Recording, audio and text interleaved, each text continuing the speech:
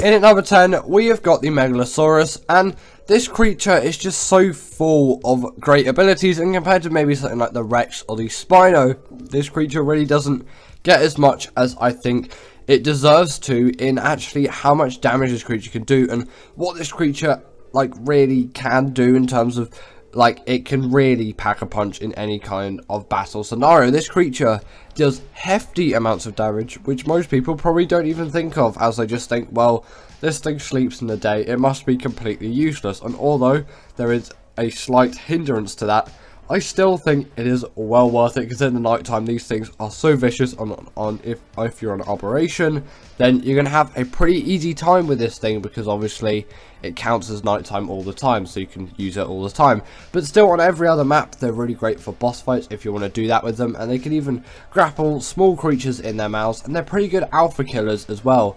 And they're alright at caving as well. Maybe they don't fit into quite as many caves as the baryonyx, but they still do fit into pretty much all of them, as you know, they're quite a decent size, and they're pretty decent just like general traveling mounts, and really good like they're really good at also defeating the dragon, actually, which is a point which I should add, because these things can kill the dimorphodons very easily as they can grapple them in their mouths, and it's actually a pretty decent boss strat, which I would definitely recommend you doing as long as you have high enough level Megalosauruses, because you know the dragon's particularly harsh to some carnivores. Now, some of you may kind of be hating on me a little bit for putting this better than the Megalosaurus.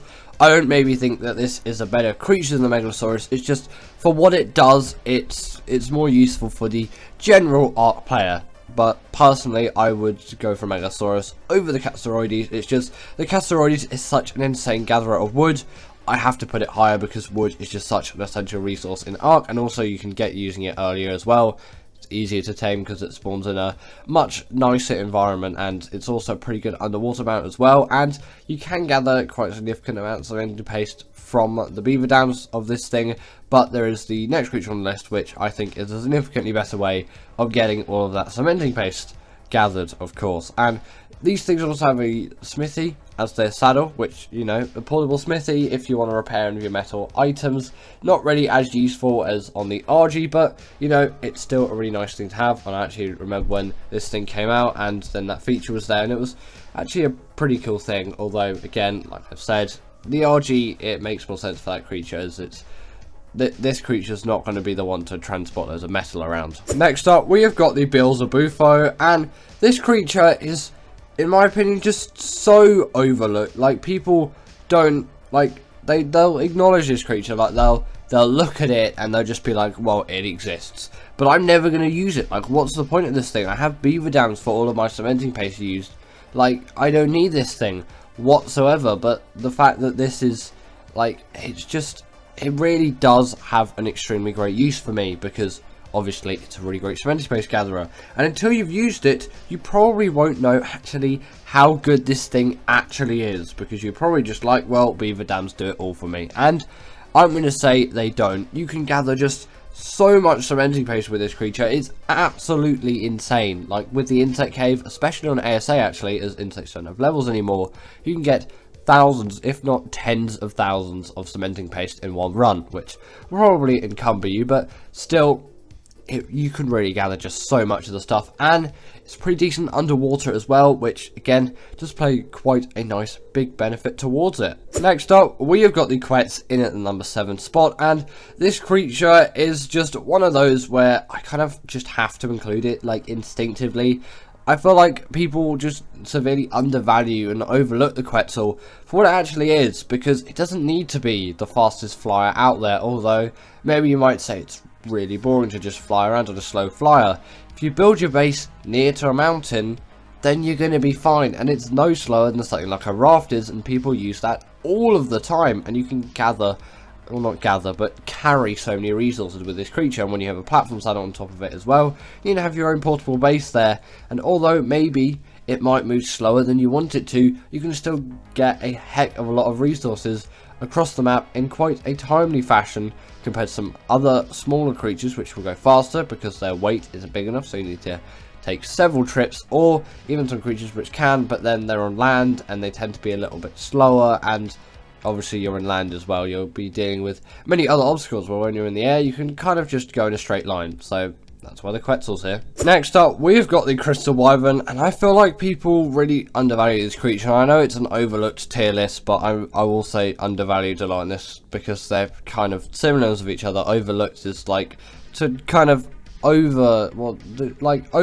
skim over something, really, is kind of the general definition. And with a creature like this, I think people just devalue it for its tame method compared to the normal wyvern, because it's so much easier, so therefore this must be so much worse of a creature. Well, this thing is pretty much, I'm pretty sure actually, it's just the same strength as the wyvern. And with the blood crystal wyvern, it really does prove an extremely useful one. With all the main features of a wyvern, just you get actually a nicer ability. The blood crystal wyvern by far has the nicest ability out of any wyverns out there, and they also have the hydration buff, although maybe not the most useful because they're flyers. But you know, you ever stick their feet in a little bit of water, or you get those wings to touch water when you're actually flying over a lake, you can get that hydration buff, which again is going to buff you. And you can also use these things in the boss fight of Crystal Isles, so they must be pretty strong to actually like be useful in that fight, and they definitely are. So you really shouldn't undervalue these things for the tame methods. And I know there are a few things which make it a little bit more annoying, because the primary crystals are a little bit annoying to get, and the level 65 like starting level can be a little bit of an annoyance, but trust me, once you get those things down, you're really going to have a good time with these creatures. At number 5, we have got the Megalodon, and in my opinion, this is pretty much my favourite underwater creature to use, just for like general combat and all of that. And yes, a Mosasaurus is going to be great and do all of that, but I find that a little bit too big and bulky for me, and the Megalodon is just a sweet spot. And I would say the Basilo's not really an overlooked creature, which is why I haven't included it on this list, because it's a really great creature, and obviously it doesn't get hurt by the electric eels and the jellyfish, which does play a huge benefit. But I feel like people don't give the Megalodon enough credit for what it actually deserves, because it really is a powerful creature, which does have an alpha variant, so it means Wildcard did definitely care about it when designing it. And when Ark actually came out, this was like one of the only ocean creatures actually in the game at the time. And also they deal the bleed ability as well, which again does play a huge factor when it comes to the damage dealing of these creatures. They can just deal a lot more damage because of that bleed ability, which makes them pretty good combat creatures. And if you're thinking of doing the Moda on Genesis Part 1, as always, just tame yourself an X-Megalodon and you're going to have yourself a blast of a time. Obviously you're not going to have one, you're going to have multiple, but I find they kind of do better for that boss fight than Modas, because they don't get stuck in the whirlpools as much. Next up, we've got the Velonosaur, and this creature is essentially a portable turret. And I know there are a couple of you out there that just really don't like this creature or value it, and you know, you can be that person, but still, for me, I really like this creature. I find its abilities quite cool and inventive for me, and it's quite useful to hit creatures from long range. And you might think it's a bit gimmicky when you first use it, but then I'm at a stage now where I really like it. And with the Velonosaur on Gen 2, you can have an even more powerful version. Obviously you wouldn't use the kind of spikes this close, but I'm just kind of generally showing you a demonstration. And sadly they don't scale when you level up melee damage, only the melee attacks, but those melee attacks are pretty hefty as well. And again, with the size of this thing, it makes it a pretty decent caving creature as well, which you maybe might not expect, especially on Extinction actually, because those caves are really big and you can just quickly get through them. Obviously you're not going to be doing any of the titans with this creature, because it's nowhere near as powerful as something like a Giga or a Carnivores, so it probably doesn't really have too much of a chance against the Titans. But against pretty much everything else in Extinction on other maps, actually, you can even use it for some boss fights on some other maps, although maybe wouldn't recommend it the most. They really do pack a punch, and they're pretty decent for some PvP scenarios as well, although I'm mainly a PvE player. Next up, at number 3, we have got the Baryonyx, and this creature for my uses is the go-to caving creature, and I feel like people don't give this creature enough credit for what it actually can do, and just resort to creatures like the Shadowmane because it's the newer creature that's just like the better one supposedly. And I do admit the Shadowmane largely is better than the Baryonyx, but still that thing is significantly harder to tame than the Baryonyx, and a lot less accessible as well. And I still kind of like to go back to my nostalgia-y roots, which you might think is maybe a little bit crude of me, but still, when I think of this creature, I think of caving. When I think of the Shadowmane, I don't think of caving, and I have done some caving with the Shadowmane. It's just for me, it's not as enjoyable. I know that's not really a valid excuse.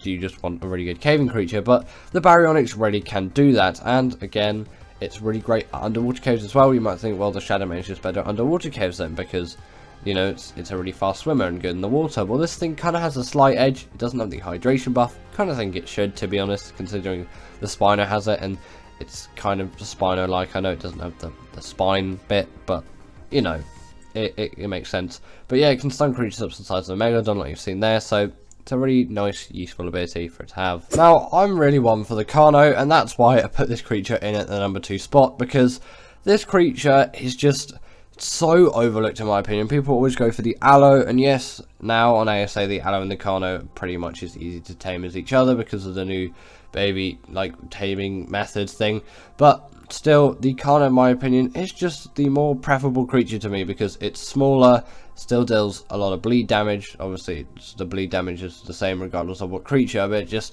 it deals the bleed damage like the Allosaurus, and although maybe it doesn't have the pack buff and all of that, and it isn't quite as powerful a creature, I still think its smaller size, it really just nets it as the better creature for me, and also the level that it's unlocked. I know they're still quite similar, but I still think this is kind of my goal for first carnivore in Ark, and I feel like people overlook this creature for something maybe better that you might want to use instead, and you can obviously go for those creatures as well. But again, I know it kind of comes back to nostalgia a little bit, but I do feel quite nostalgic for this creature. They're some of the first carnivores that I ever tamed, and I still really like using them, and obviously they did have their TLCs and all of that stuff, so they're a lot better now than they used to be, but still I think people just really overlook them and don't use them as much as I think they should be used, as they are really good creatures to use. They're really easy to control, and they deal that bleed damage again, so they really do pack a punch in 2024. So I don't really get why too many people aren't using them, unless everyone's just for some reason going for the Aloes every single time, which, you know, you could say is quite valid, and it mainly just depends on personal preference for that. At least in my opinion, it kind of depends what you want more of a carnivore. Do you want like a smaller carnivore, a larger carnivore, what kind of mobility you want, and all of that. Damage and health, you probably just want the highest, but yeah, the Carno's in at number 2. And in at number 1, we have got the Bloodstalker, and maybe necessarily I don't think this creature's overlooked, but the reason why I've actually put it in at number 1 spot is what I use it for. I think people overlook it for, which is why I've put it in at this spot. And in my opinion, the Bloodstalker is the best underwater creature out there, with no exceptions to the rule. It is just miles ahead of any other creature which, you know, maybe might have some slight competition against it, like maybe the Basilo or the Facilosuchus when that thing actually comes out. I'll make my opinion on that actually when it releases, when Scorched Earth comes out, of course, and also like creatures like the Shadowmane and all of that. You might say they compete with it, but the Bloodstalker is just, it's so versatile in all it can do. It can glide across the top of the water. Again, the Maven can as well, but in the water it's really fast and agile. You can also seal the creatures, so it's kind of like having an awesome Spyglass mod, but you don't actually need the mod. And you can see the aggroed of creatures, so you can actually see if creatures are aggroed onto you, if you need to get away from them instead of just staring at them and seeing what they do next. You can see if they're aggro to you. They actually, usually when creatures aggro, they'll either attack you or just run away for some reason. Don't know why that really happens, but you know, I get it happens when you get them to high torpor, but even if they don't have high torpor, sometimes the creatures will do that. RKI is a little bit weird, to be fair. But yeah, the Bloodstalker, in my opinion, is the best underwater travel mount, and I think it is really overlooked for that, and it's just seen as a good like traveling mount, and it's good for getting hexagons on Gen 1 because, you know, there's missions that use it and it's a useful creature to learn. But I don't think enough people use it for those underwater abilities, which I really personally love this creature for. In at number 10 is the Rhinognatha. Now, ever since this thing released, this has been an absolute boom in any Ark PvP player's life, and it has just been used so much to absolutely decimate PvP bases with its wealth of abilities, and the fact they can pick up creatures like Rexes and just steal loads and loads of enemy creatures during raids. And at this point, the Rhinognatha has become a bit of a problem in the PvP Ark space, as it is just so much more OP than pretty much every other creature in the game for that one specific use case, that it just now is just really unbalanced, and many people are questioning why this will be in ASA from day one, since Ark is kind of going for a bit more of a primitive theme now, and it is definitely leaning further towards that. And again, tech will be at the start of ASA 2, but that doesn't mean the Rhino Ganatha is a bad creature at all, and I can say that for all of the creatures on this list actually, as all of these creatures on this list are good creatures. It's just I think they are overused a bit too much. But I would say largely the taming method is pretty fair, but I would say in future, definitely wildcard should debuff this thing, as right now it is just so unbalanced and it is so OP for PvP, which could be a good thing to quite a lot of people, but it is also a really bad thing, as you do want a lot of balance in those scenarios, as those alphas of the server are just going to get themselves a Rhino Ganatha and absolutely decimate everyone else on the server, so no one else can actually have a good time. In at number 9 is the Pteranodon. Now again, the Pteranodon is a great creature, but I think largely it is overused a lot for a lot of things, and yes, it does fit those use cases very well, especially for raids in PvP, but in my opinion there are better flyers out there that if you just put a little bit more effort into, you will have a significantly better flyer. The Crystal Wyvern is one for an example. Yes, you do need to get up to level 65 instead of 38 to ride that, but it is a much better tame, and if you do a very basic note run, you can get there pretty quickly and it won't really be too much of an effort. Definitely something I would recommend. Even though other maps do not have Crystal Wyverns, if you're on Crystal Isles, definitely give that a shot. But on other maps as well, sometimes I just skip the Pteranodon altogether and just save up for an RG or a Tapijara. Just a flyer which I will actually appreciate much more. As in a PvE scenario, after you've got the RG, the Pteranodon pretty much just becomes obsolete, as the Tapijara can be your faster flyer there, or you could use something like the Pelagornis maybe, and obviously the RG is just going to be that 100% utility dino. The RG is an absolute insane dino for utility, and definitely a good one, and definitely another overused creature as well. But I say the Pteranodon still fits into that category too, as it does seem to be a creature which every Ark player does go for, but for good reason. But I do think there are some other flyers out there in Ark which can be tamed relatively early on in your Ark playing progress that will give you a much nicer experience than the Pteranodon. Next up is the Carcharodontosaurus. Now you can probably tell what I would say, this thing is an overused creature. This thing is an absolutely insane beast of a carnivore. Obviously loads of players are going to use it, and again there aren't too many other options than the Carcharodontosaurus for a creature of this size and skill level. But largely, I still think it is a bit of an overrated and overused dino, as it can't be used for bosses on every map. You'll need a creature like the Rex for that. And on Extinction, yes, it may be one of the best creatures out there for doing bosses, but just largely, it isn't a very useful creature, apart from, obviously, that combat. But again, I need to stress this enough, that does not mean it is a bad tame. And don't feel bad if you have tamed a Carcharodontosaurus, because I'm saying it is overrated in a way.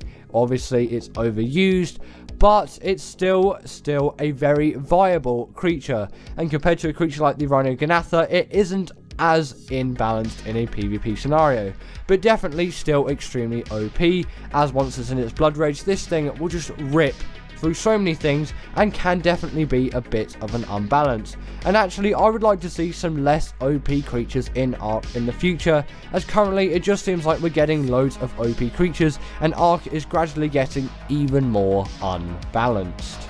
Next up, we have the Giga, and again this follows the same trail of thought as the Carcharodontosaurus, This is a big carnivore, which yes is great on extinction, but you can't take it into all of those boss fights. And overall, I would say the Giga is a worse creature than the carnivores, as it's slower, its stamina is worse, and obviously it has that blood rage. And it doesn't even have a bleed ability.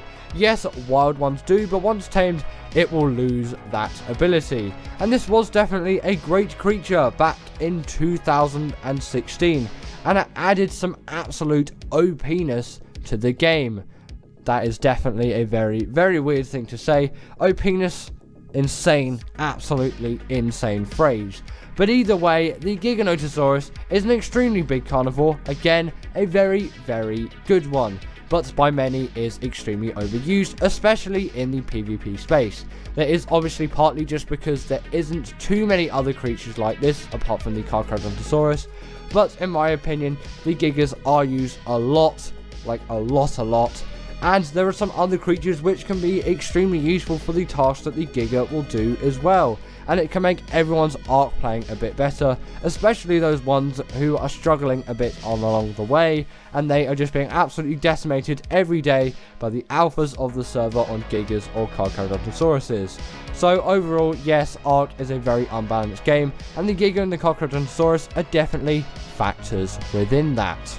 Now, the Deinonychus. This is again an extremely useful creature which I do urge you to tame, but again fitting into that PvP Ark theme, this creature is extremely overused for so many things, and again there are some other creatures which you can use instead of this. And it is also partly just because of how OP these creatures are, except they aren't quite as OP as the Giga or Carnivores, even though their bleed ability does work extremely well on bosses. But obviously, unlike when the Raptor had that pounce ability, which luckily was removed, but apart from on Arboration for some reason, yeah, that was extremely more worse than what the Deinonychus has to its name. But the Deinonychus, in my opinion, is still a very overused creature, and obviously for good reason. It's an extremely versatile creature. It can just travel really fast. It's a really nice creature. It inflicts a good amount of damage. It is just great at traversing across the map. But I do feel like now it's like, oh, the Deinonychus, and it just, people just go on about it for ages, and I do go on about it quite a lot as well. But the Deinonychus, in my opinion, is quite overused, and I would like to see some other creatures of similar role to the Deinonychus that other Ark players out there can use, as it can really spice up the gameplay, as again, just playing as the same creature every single time can get really boring and makes Ark even more unbalanced than it already is. So in my opinion, the Deinonychus is a pretty overused dinosaur. In at number 5 is the Maywing. And yes, my favourite creature in Ark has been put into the overused category, as in my opinion the Maywing is an overused one. Obviously not one that I will stop using, but again it is an extremely unbalanced creature as well, and hopefully some of these issues get fixed into ASA, and then all of them should be gone by the time Ark 2 hits. Whenever that is, there may even be more delays past 2025. And again, the Maywing is a really great tame which you can find on maps like Gen 2 and Fjorda, and it will make your life significantly easy. But I think nowadays Ark life is just so easy that it is just so unbalanced, and creatures like this are overused so much, which makes Ark a much easier game, which is better for new players starting out. But when the transition to ASA hits, there will be a huge reality shock, as the game is said to be much harder as the AI is getting improved and other things like that. And also movement speed is being removed as well, so no insanely fast dinos zipping across the map, or your insanely fast, weirdly discombobulated character zooming across the beaches. Now, the Shadow Mane, an extremely useful creature, again found on Gen 2 and Fjorda.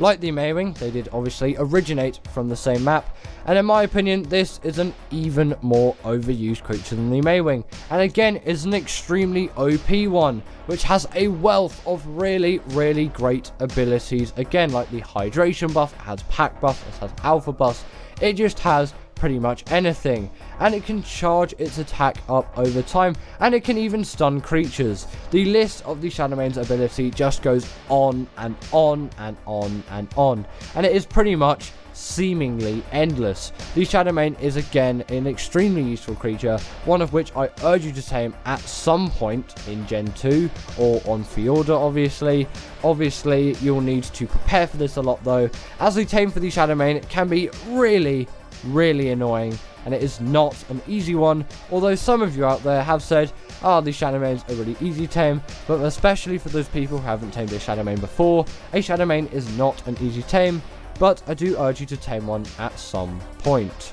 In at number 3 is the Reaper. Now this creature is a significantly older one than the others that are found on this list, but also one which is extremely overused, obviously like all the other creatures which you will find on this list. And the Reaper is especially useful in PvP, as it is just a really fast, quick, agile creature that can just get the job done. It will deal all the damage necessary, it will absolutely decimate all of the creatures in the area. These things can easily take out Gigas, like no problems at all, and then they can just raid the base and then just get out. And again, it's leaning into Ark's balance again, as now with all of the transfers over many maps, the balance of Ark is definitely thrown off, and I wouldn't mind if you weren't able to transfer across maps and the creatures on every map were built to be used on said map, and then it was so balanced for that map.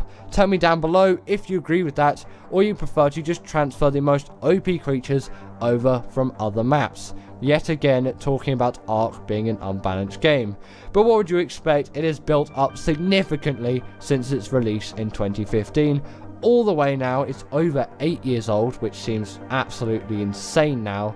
And yes, you can definitely see why it's an unbalanced game, but the Reaper is 100% a contributor to griefing on PvP. In at number 2 is the Rock Drake. Now, obviously, the Rock Drake is going to be an overused creature, like the Reaper. But why is it more overused than the Reaper? And that is mainly just because this thing is significantly faster than the Reaper, and it is just more agile and more stealthy, which is why it is better for PvP than the Reaper, apart from just completely, absolutely decimating bases by brute force. And you'll see many people in the PvP space going around on Rock Drakes or Managamas, so I'm kind of going to include the Managama in the number 2 spot as well, kind of as a little honorable mention there, as the Managama is an extremely used PvP tame, which is extremely overused, and the Managama at this point is probably one of my least favourite tames because of how much it has been griefed on with PvP. But either way, back to the Rock Drake, like the Managama, is just a stealthy, quick creature which can zip across the map with ultimate speed and just decimate everyone. And essentially, this creature, to all of the noobs out there, can just ruin your day completely. And obviously, it's meant to be a late game creature, but when you're interacting with other players on this thing and just absolutely griefing them, this thing is just so OP compared to anything they can imagine using, that the progress is pretty much just set back to naught for them, which is obviously why I'm not really an Ark PvP player, as I'm not really into the progression of just losing all my stuff and building back up again, even though I will say the combat is pretty fun. The Rock Drake is definitely an overused tame, which I wouldn't mind getting some sort of nerf in the future, but I'm sure many of you out there would be very unhappy with that. And finally, in at number 1 is the Rex. Now, what would you expect? The Rex is by far one of the most used Ark creatures out there, and definitely one which every single Ark player will look up to when they start playing. The Rex by far is one of the most well-known dinosaurs out there, and it is no lie that many Ark players will go after the Rex because of just how cool they think it is. And it definitely is a very useful creature in the space of Ark, being one of the best for bosses because unlike the Giga and the Carnivores, it can be let into bosses, and it is an extremely balanced creature with no kind of things that will make the creature rage or get out of control. It's got a great health stat, it's got a great melee stat, although its mobility and stamina and weight aren't great, You do not need that for combat. But by now, you can definitely tell why the Rex is an overused creature.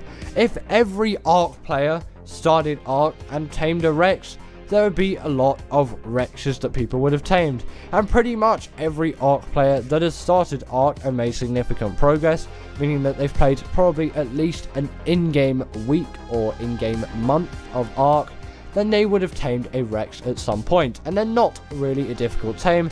They're widespread across pretty much all of Ark on every map. And they're just easy again, they're just quick. They're not very difficult, and they're not very expensive tames either, which is definitely why they are so popular, and in my opinion, extremely overused. So, thank you to my wonderful patrons Katerina Puchkova, Karina Thorne, Dominic Masijewski, and Ethan Tapia, who have all supported me through Patreon or through YouTube memberships. If you want to join this list, then go join Patreon or YouTube members, but thanks to all of these guys.